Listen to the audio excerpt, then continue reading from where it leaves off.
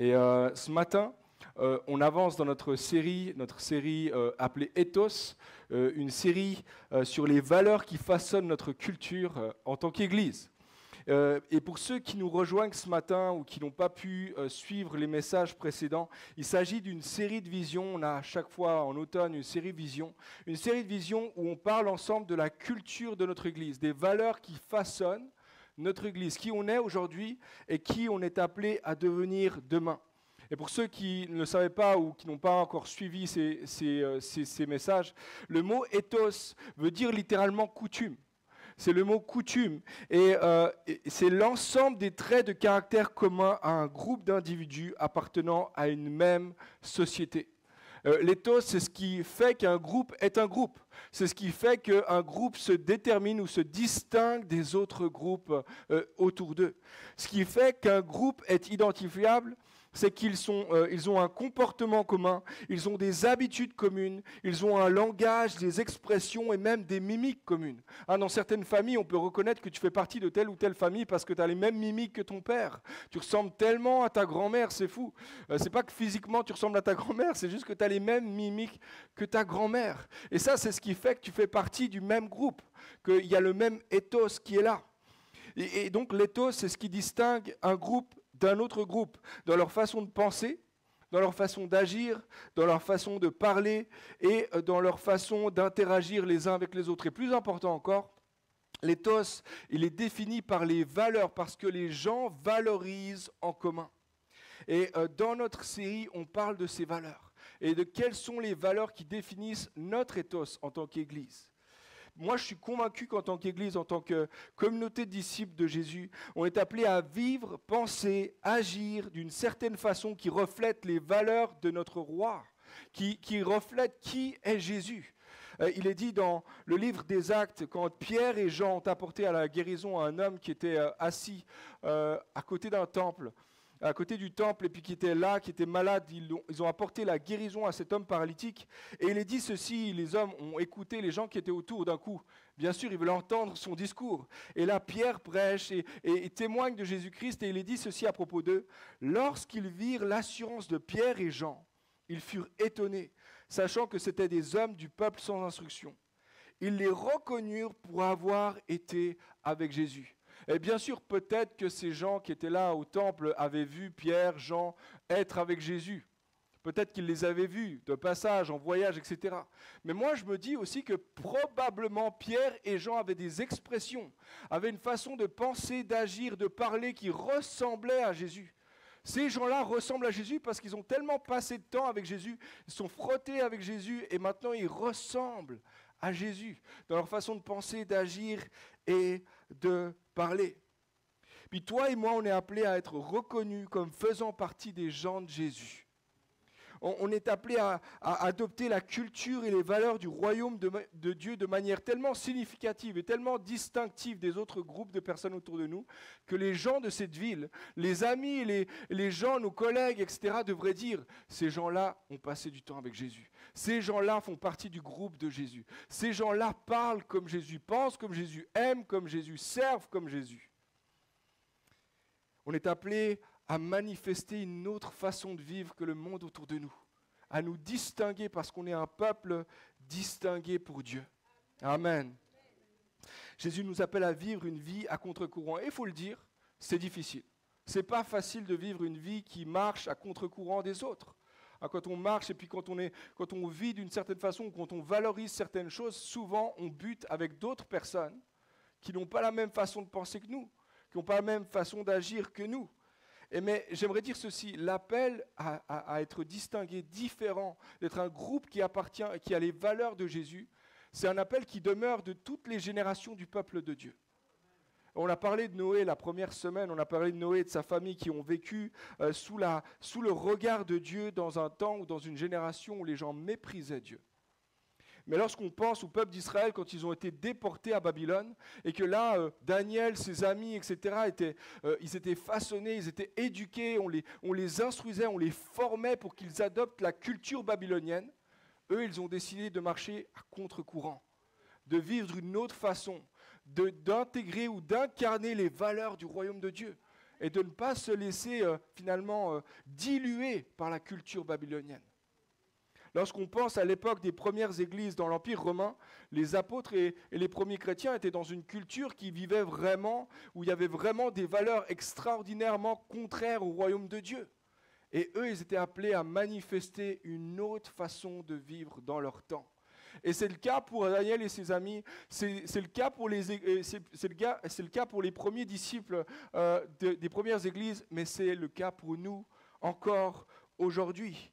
John Tyson a dit ceci: dans toutes les cultures, les suiveurs de Dieu ont lutté profondément pour demeurer fidèles et porter du fruit dans les lieux où les valeurs n'étaient pas les bienvenues. Depuis toujours, dans toutes les cultures, ceux qui suivent Dieu vont marcher à contre-courant. Et donc ça, c'est ton appel et mon appel. Et oui, c'est pas facile, mais l'appel demeure sur chacun d'entre nous. Et dans cette série, on parle des valeurs qui sont justement des valeurs contre-culturelles, des valeurs que Jésus nous enseigne, qui se transparaissent dans sa vie, qui se transparaissent aussi dans la vie des disciples qui ont suivi Jésus par la suite, et que nous voulons incarner aussi en tant que peuple de Dieu ici à Genève en 2021. Amen. Voici donc les 2 dernières semaines, on a vu ensemble 2 valeurs clés pour notre communauté qui se traduisent par les expressions suivantes. On a mis des expressions, des petites phrases qui nous aident aussi à les garder en tête. La première phrase, c'était « à Genève comme au ciel ». À Genève comme au ciel. Et ça, on parle ici d'une culture d'excellence, de créativité, de recherche de beauté dans un monde en mal de reflets du ciel. Dans la 2e semaine, Diana a apporté un message avec cette petite phrase-là, « transmets ce que tu as reçu ». À Genève comme au ciel, transmets ce que tu as reçu. Une culture de parents spirituels et d'héritage dans un monde sans père et en rupture générationnelle. Et oui, ça c'est les valeurs auxquelles on aspire à incarner en tant que peuple, en tant qu'Église ici à Genève. Puis ce matin, j'aimerais vous parler de la 3e valeur qu'on va explorer ensemble. Voici la petite phrase. Recherche la progression, pas la perfection. Recherche la progression, pas la perfection. La version 1 n'est pas encore la version 20, mais elle est toujours mieux que la version rien. En d'autres mots, nous voulons développer et cultiver une culture qui favorise la progression et la persévérance dans un monde perfectionniste et de résultats instantanés. On cherche à développer, à vivre une culture où on favorise la progression spirituelle sans chercher la perfection instantanée. Une culture qui s'attend à la croissance spirituelle et qui en accepte le processus lent tout en la favorisant. Une culture qui cherche la croissance spirituelle de chacun et chacune. Si tu es disciple de Jésus ce matin, peut-être que tu le sais, peut-être que tu ne le sais pas, mais l'objectif, la raison d'être d'un disciple de Jésus, c'est de devenir comme Jésus, de devenir semblable à Jésus. Luc 6, verset 40 dit ceci, « Le disciple n'est pas plus grand que le maître, mais tout disciple accompli ou tout disciple bien formé sera comme son maître. » Ça, c'est Jésus qui dit ça. Et il dit ça à ses disciples. Il dit, si vous voulez être formés, alors l'objectif final, lorsque vous aurez terminé l'école avec moi, c'est de me ressembler, d'être en tout point semblable à moi, dans votre caractère, dans votre manière de parler, etc. En fait, Dieu appelle chacun de ses enfants à grandir à l'image et à la stature de Christ. Chacun et chacune. Romains 8, verset 28, Paul le dit de cette façon. « Ceux que Dieu a connus d'avance, il les a aussi prédestinés à être semblables à l'image de son Fils, afin que son Fils soit le premier-né de beaucoup de frères. » En Éphésiens, au chapitre 4, c'est un passage où Paul va élaborer sur les différents ministères de l'Église. Il va dire que le ministère de l'apôtre, du prophète, le ministère d'évangéliste, de pasteur ou d'enseignant sont là pour l'édification, pour la formation des disciples, pour le perfectionnement des saints et l'édification de l'Église. Et il ajoute au verset 13, « Jusqu'à ce que nous parvenions tous à l'unité de la foi, la connaissance du Fils de Dieu, à la maturité de l'adulte, à la mesure de la stature parfaite de Christ. » L'objectif, c'est de devenir adulte. Et devenir adulte spirituellement, c'est ressembler à Jésus. C'est ça. En simple, Dieu veut ta croissance spirituelle. Le rêve de Dieu pour toi, c'est que tu passes par la nouvelle naissance, que tu naisses de nouveau, que tu te tournes, que tu changes de vie, tu te détournes de ta vie ancienne et tu naisses de nouveau, nouvelle naissance. Mais ça ne s'arrête pas là. Maintenant que tu es à l'enfance spirituelle, l'objectif c'est la croissance spirituelle jusqu'à la maturité en Jésus, jusqu'à devenir adulte en Christ. L'objectif c'est la maturité spirituelle et ensuite la parentalité spirituelle, on en a parlé un petit peu la semaine passée. Le rêve de Dieu c'est que tu progresses et que tu sois transformé petit à petit dans ton caractère à la ressemblance de Jésus-Christ. Pour ceux qui sont parents de jeunes enfants ou qui ont été parents de jeunes enfants, vous savez comme moi que les enfants en bas âge, c'est trop chou, c'est trop mignon, je sais. On connaît la phrase. C'est trop chou, c'est trop mignon. Mais en fait, quand tu es dans cette saison de vie, tu te réjouis que ton enfant grandisse aussi. À terme, ce serait bien qu'il grandisse, l'enfant trop chou et trop mignon. Amen. Les parents qui compatissent avec moi un peu. Parce que tu réalises que tu ne veux pas toute ta vie lui donner à manger, par exemple. Tu ne veux pas toute ta vie changer les lits toutes les nuits. Amen. Il faut que ça change à un moment donné. Il faut qu'il y ait une évolution. Il faut qu'il grandisse.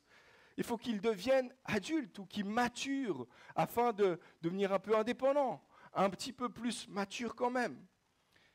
Et je crois que quand tu es parent de jeunes enfants, tu réalises assez rapidement que tes attentes pour la croissance rapide de tes enfants sont irréalistes, complètement irréalistes. Ça va prendre beaucoup plus de temps encore avant que ton fils, que ta fille devienne capable d'être un petit peu plus mature, un petit peu plus indépendant. Et de la même façon, Dieu s'attend à ce que nous devenions adultes et matures. Dieu s'attend à ce que nous devenions matures spirituellement. Mais de la même manière que pour les parents, le passage de l'enfance à la maturité prend du temps, se fait d'étape en étape. Le passage de la nouvelle naissance spirituelle à la maturité spirituelle est un processus lent qui est fait de plein de mini-progrès. Mini-progrès. Un mini-progrès après un mini-progrès. 1 Thessaloniciens 4, versets 1 et 3, Paul dit « Au reste, frères, puisque vous avez appris de nous comment vous devez vous conduire et plaire à Dieu, c'est cela que vous faites. Nous vous prions et nous vous en conjurons au nom du Seigneur Jésus de marcher à cet égard de progrès en progrès. » Verset 3, « Ce que Dieu veut, c'est votre progression dans la sainteté. » Et moi j'aime ce passage. C'est vrai que c'est ça qu'il attend de nous et la barre est élevée. Mais j'aime le mot progression ici. Ce que Dieu veut, ce n'est pas ta progression instantanée ou ta sainteté instantanée. Ce que Dieu veut, c'est ta progression dans la sainteté. Ça nous donne du temps pour y arriver. Il y a un délai, il y a un temps, il y a une étape après une autre étape et tu vas grandir jusqu'à la sainteté. Et ça nous encourage. Dieu cherche ta progression. Dieu ne cherche pas ta perfection instantanée. Une des images qui a été utilisée par les chrétiens depuis plus de 2000 ans pour parler de la vie chrétienne, c'est l'image d'un pèlerinage, d'un voyage, d'un chemin, d'un parcours dans lequel nous sommes transformés d'étape en étape, où on passe d'un voyage à l'autre, d'une étape à l'autre du voyage, et nous sommes changés petit à petit à son image. Dans l'art chrétien, dans les écrits chrétiens et même dans l'architecture chrétienne depuis 2000 ans, il y a toutes sortes d'images et de symboles où on parle sans cesse d'un voyage, d'un cheminement dans la vie chrétienne. Et cette image est bonne, elle est belle parce qu'elle parle justement du processus, du progrès qui est possible pour chacun d'entre nous. Plusieurs, vous connaissez probablement le classique du voyage du pèlerin. John Bunyan, c'est un vieux livre, 16e siècle ou 17e siècle, et c'est un vieux livre où cet auteur-là, ce chrétien, a commencé justement à utiliser l'image d'un voyage, un pèlerin, un homme qui voyage, un chrétien qui voyage d'étape en étape jusqu'à la destination finale. Dieu ne s'attend pas à ce que ton voyage se passe en un jour. Ça va passer en plusieurs grandes étapes. Ça va se passer sur tout le long de ta vie. Et ça, c'est une bonne nouvelle, les amis. Eugène Peterson a dit ceci, il est significatif que le terme principal pour identifier les disciples de Jésus dans l'Église primitive, dans les Actes, était la voie. Dans les Actes, la voie, c'est l'expression principale pour laquelle on parle de l'Église. La voie, le chemin. C'est le chemin. Et c'est fou parce qu'il est dit 6 fois la voie, mais il est dit une seule fois chrétien. Dans tous les Actes. Donc il s'agit en fait d'un processus spirituel de croissance. Et ce n'est pas quelque chose qui va se passer en un claquement de doigts, ça va prendre du temps parce que la vie chrétienne, les amis, c'est un voyage. Cherche le progrès, cherche la progression, pas la perfection.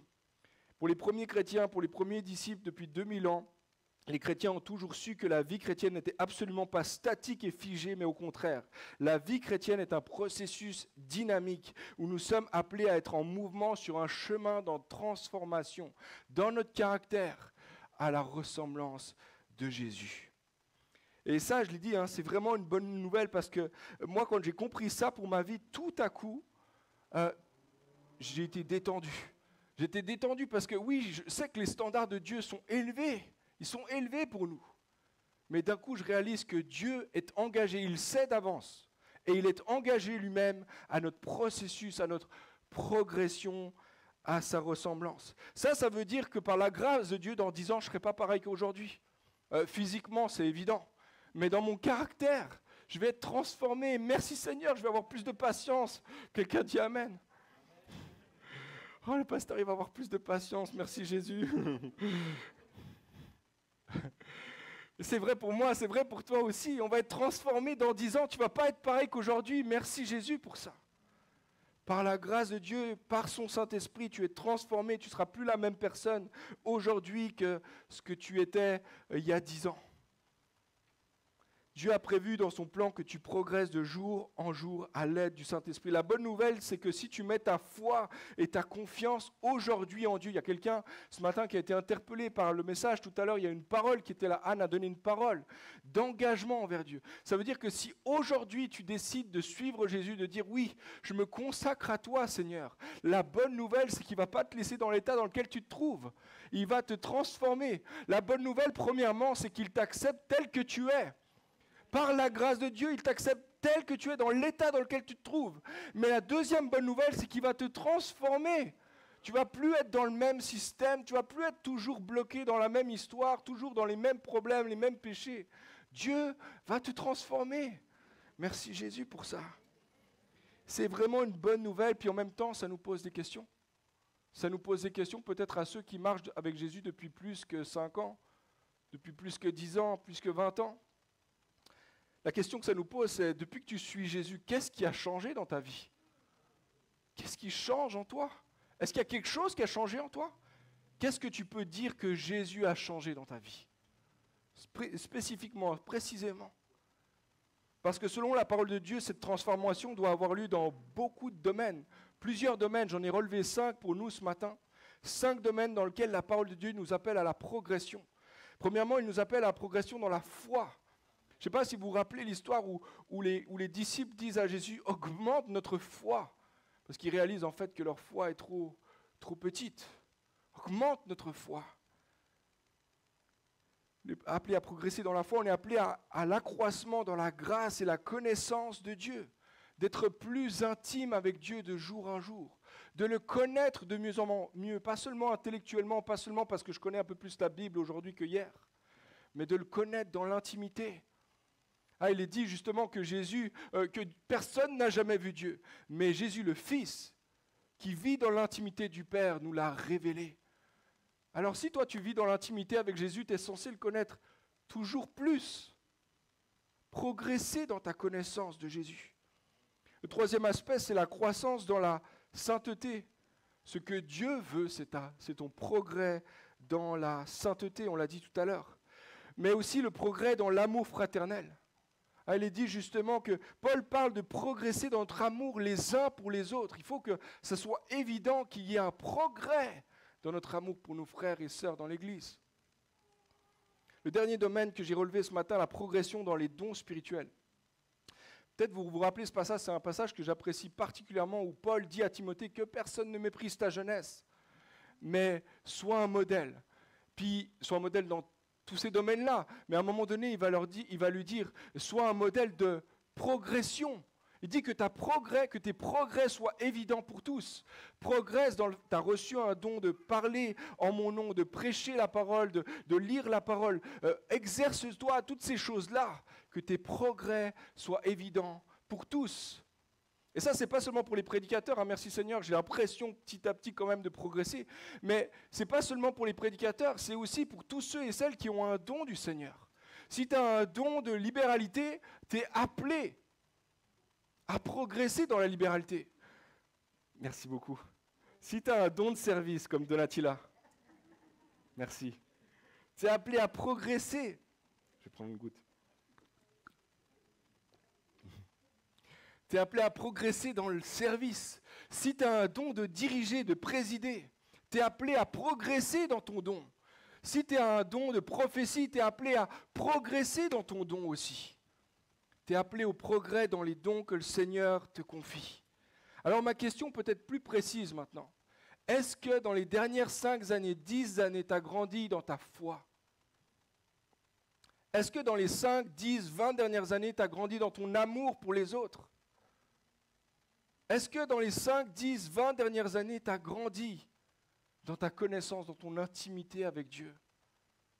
Est-ce que tu as grandi dans ta sainteté ou au contraire, tu es toujours bloqué avec les mêmes histoires depuis 15, 20 ans? Est-ce que tu as grandi dans le don que tu as reçu? Les dons naturels, les dons spirituels que le Seigneur t'a confiés? Tu es appelé à grandir. Tu n'es pas appelé à stagner. Dieu t'appelle à grandir, à progresser à sa ressemblance de jour en jour. Dans certaines familles, je ne sais pas si c'est comme ça dans votre famille ou pas, mais dans certaines familles, sur un des cadres de porte de la maison, il y a des traits de stylo. Et ça, c'est les traits de stylo qui sont autorisés. Hein, les autres traits de stylo, non merci, non, tu ne vas pas dessiner sur les murs. Mais là, oui, il y a un trait de stylo sur le cadre de porte parce qu'on note en fait d'année en année, voilà, l'enfant a grandi, il a grandi de tant de centimètres et tout. Et puis il y a une joie, hein, il y a un truc familial autour de ça. Voilà, on est au 31 décembre, on va voir combien tu as grandi et tout. Et c'est plutôt cool, c'est un moment chouette de voir la croissance. Et les parents sont contents de voir les enfants grandir, mais les enfants sont contents, eux, de voir la progression depuis l'année dernière. Dans ma famille, on n'avait pas ça. On n'avait pas une porte avec les traits, etc. Mais je me rappelle très très bien, j'avais 12-13 ans, mon père ou ma mère, je ne sais plus, m'avait offert un réveil. Un réveil matin qui avait ressemblance un petit peu d'un ordinateur, un vieux ordinateur un peu gros comme ça. Mais voilà, c'était il y a longtemps. Et puis sur ce réveil, ce qui était particulier, c'est que tu pouvais inscrire une date. Et ça faisait le décompte jour après jour jusqu'à la date. Et je me rappelle l'avoir programmé tout de suite pour mes 18 ans. J'avais 12 ou 13 ans et j'ai tout de suite mis la date d'anniversaire de mes 18 ans. Alors, combien de jours? Combien de jours je vais être mature, je vais pouvoir prendre des décisions tout seul? De combien de jours je vais pouvoir conduire une voiture? Et je me rappelle, c'était 2000 et quelques jours, c'était immense. C'était très très long, mais de jour en jour, je voyais le progrès en direction de mon objectif final. Je me réjouissais d'approcher de l'âge de la maturité. Je crois qu'en tant qu'enfant de Dieu, on est appelé à se réjouir de chaque étape de notre croissance avec Dieu. Chaque étape, on peut la célébrer. C'est vrai, je ne suis pas encore à la version 20, mais je suis déjà à la version 1 et c'est bien mieux que la version rien. Je suis déjà à la version 1. J'ai déjà progressé. J'ai déjà avancé. Je suis déjà plus patient qu'avant. J'ai déjà grandi. Et je peux m'en réjouir. Je ne suis plus ce que j'étais il y a 10 ans et dans 10 ans. Watch me. Je vais grandir encore. Merci Seigneur pour ça. L'apôtre Jean, dans une de ses lettres, la première lettre, décrit 3 étapes clés de la croissance spirituelle, dans le passage de 1 Jean 2, 12 à 15. Et on ne va pas lire le passage là, mais il parle de 3 étapes importantes. L'enfant spirituel, il s'adresse aux enfants, il dit petits-enfants. Ensuite, il parle de la maturité spirituelle, ou l'adulte spirituel, il dit jeunes hommes. Mais on parle en fait d'hommes qui sont arrivés à maturité. Et il parle ensuite au père, et dit père, ceci, cela. Il encourage les petits-enfants, les jeunes gens et les pères. Ça, c'est 3 étapes. Ça, c'est ton plan de match. Ça, c'est le plan de croissance spirituelle pour ta vie. De l'enfance à l'adulte spirituel et de l'adulte à la parentalité spirituelle. C'est ton plan et mon plan. C'est le plan que Dieu a pour chacune de nos vies.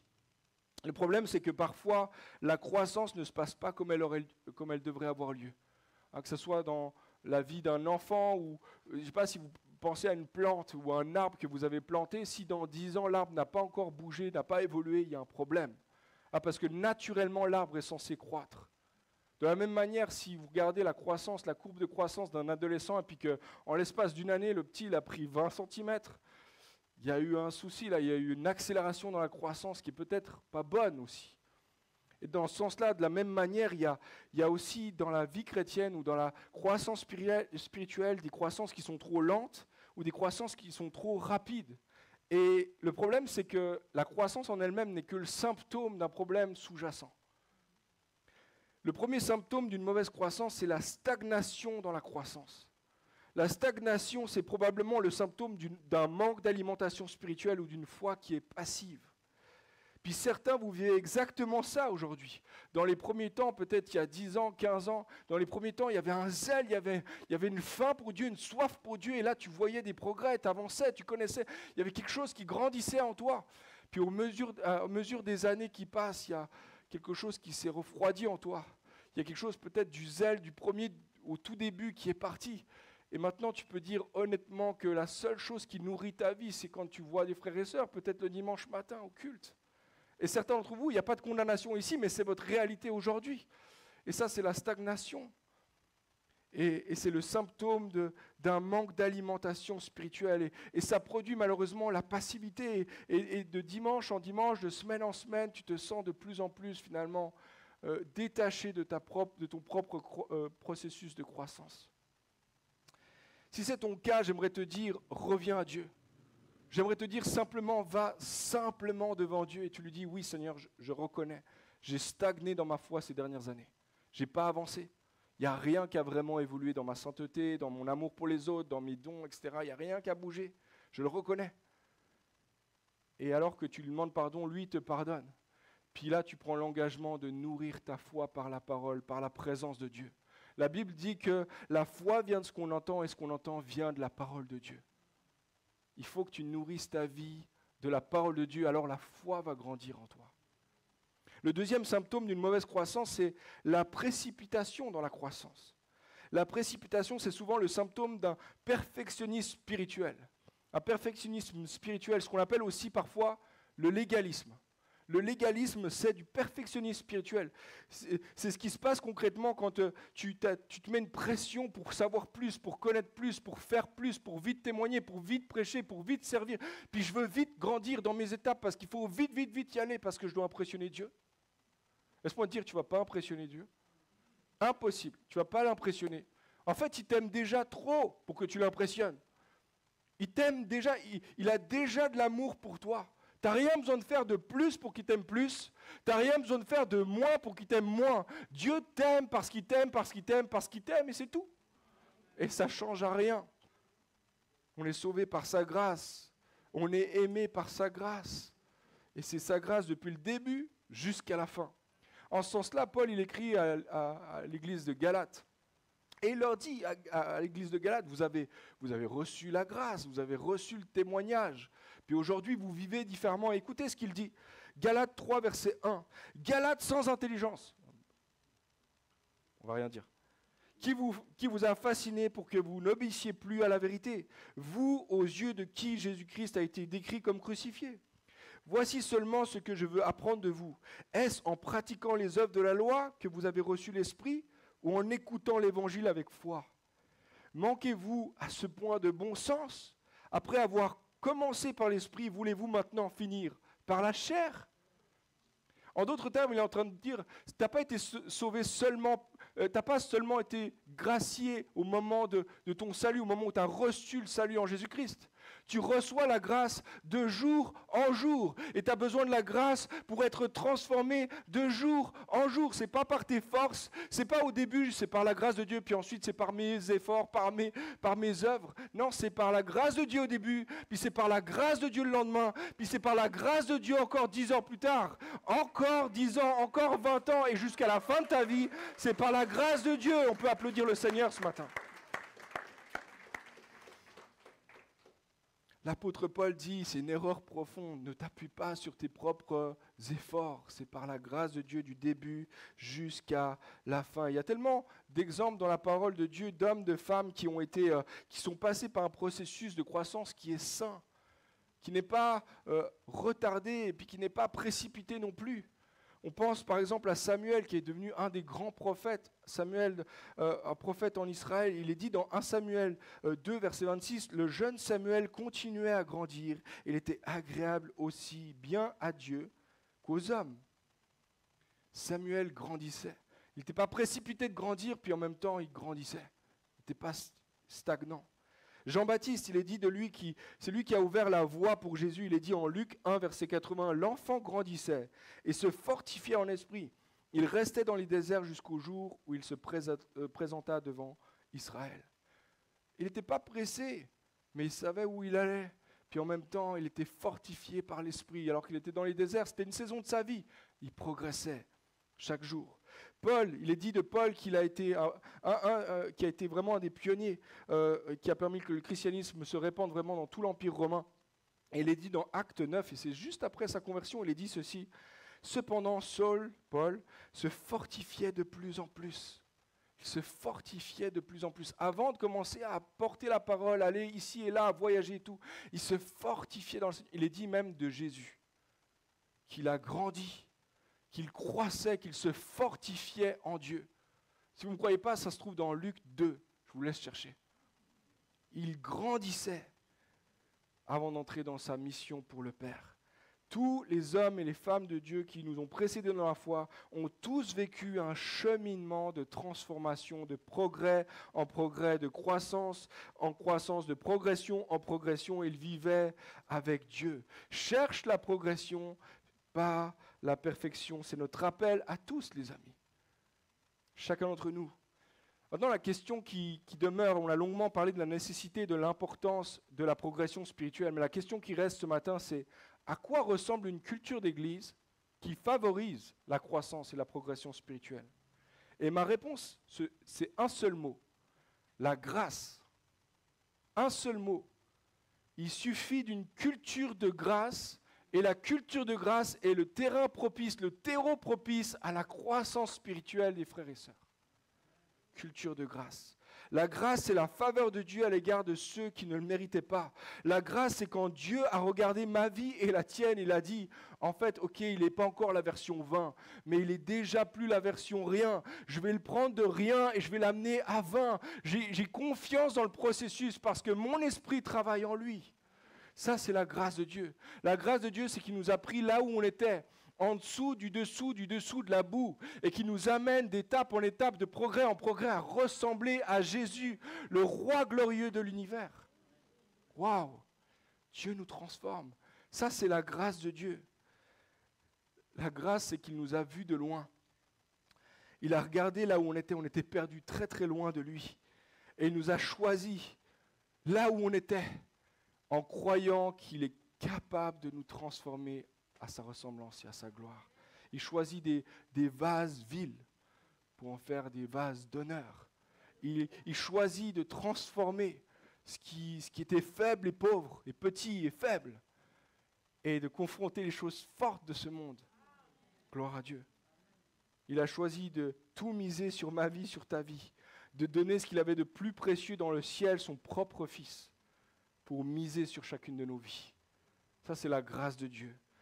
C'est par la grâce de Dieu qu'il a envoyé son Fils sur la terre prendre notre place à la croix, porter nos péchés, porter nos faiblesses, porter même nos maladies, prendre notre place, échanger sa place avec la nôtre, nous donner ainsi une nouvelle vie, une nouvelle identité, un nouveau départ, un nouveau statut devant Dieu et une nouvelle espérance. C'est la grâce de Dieu.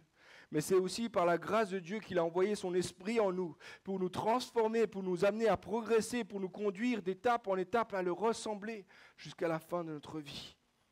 Et il le sait, il sait comment il va faire. Nous, on ne sait pas comment il fait. Mais par son esprit, il sait comment il va faire.